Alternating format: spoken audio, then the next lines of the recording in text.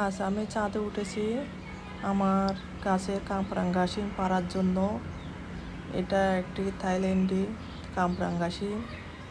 এটা কালচে কালার, দেখতে অনেক সুন্দর লাগে। মাশাআল্লাহ, অনেকগুলা শিম ধরেছে আমার গাছে। তাই কামরাঙ্গা শিমগুলা কে কে লাগাইছেন আমাকে একটু কমেন্ট করে জানাবেন। অনেকগুলা শিম ধরেছে, আজকে শিম পাড়তে আসছি। হ্যালো এভরিওয়ান, আসসালামু আলাইকুম। আপনারা সবাই কেমন আছেন? আমি আল্লাহর রহমতে ভালো আছি, সুস্থ আছি।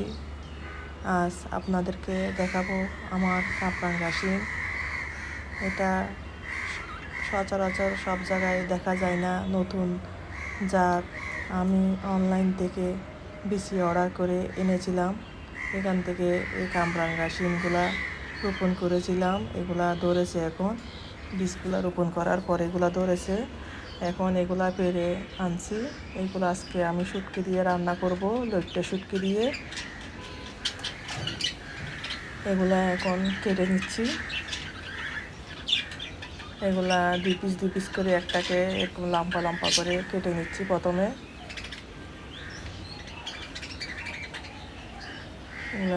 সবগুলা কাটা হয়ে গেছে, এখন রান্না বসাবো।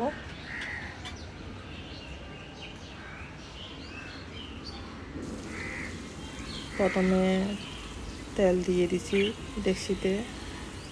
এখন হলুদ, মরিচ, সবগুলা পেঁয়াজ এগুলা দিয়ে দাগ ধরে সুন্দর করে কষানো হবে। সব তরকারি যেরকম রান্না করা হয় এরকম এগুলা মরিচগুলো দিয়ে, তেল দিয়ে, পেঁয়াজ দিয়ে সুন্দর করে কষিয়ে নিব।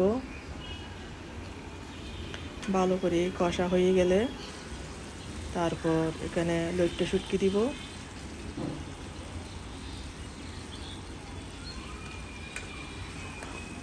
লইট্টা শুটকি দিয়ে এই শিমগুলা রান্না করলে অনেক মজা হয়। আমাদের ঘরে সবাই এগুলো পছন্দ করে। সব সময় তো আমরা নীল কামরাঙ্গা শিমটা খেয়েছি, সবুজ কালার। এখন এখানে পাশে দিয়ে গাত্তা আলু বসাই দিছি। ইচা মাছ দিয়ে গাত্তা আলু জোল করে রানলে এটাও ডালের মতো অনেক মজা হয়। এখন এগুলা লইট্টা শুটকিগুলা কষিয়ে গেছে, এখন শিম দিয়ে দিচ্ছি।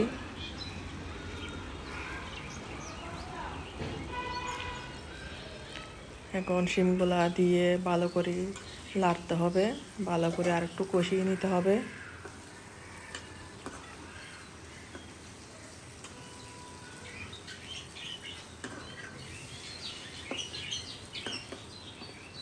এগুলা ভালো করে কষানো হয়ে যাচ্ছে।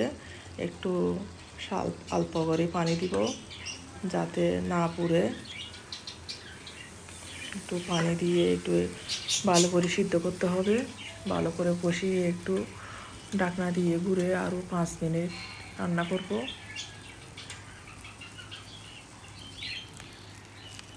তারপরে একটু কাঁচামরিচ দিয়ে দিলাম, ধনিয়া পাতা দিয়ে দিলাম। এগুলা আর একটু ঝোল টানা টানা হয়ে গেছে, এই যে রান্না হয়ে গেছে। এখন একটু পরিবেশন করতেছি। আপনারা এভাবে রান্না করে দেখবেন, খুব স্বাদ হবে। আর আমার মতো বীজগুলা লাগাইতে চাইলে অনলাইন থেকে অর্ডার করে আনবেন। যারা ছাদ বাগান করেন তারা। আজ এই পর্যন্তই। আল্লাহ হাফেজ।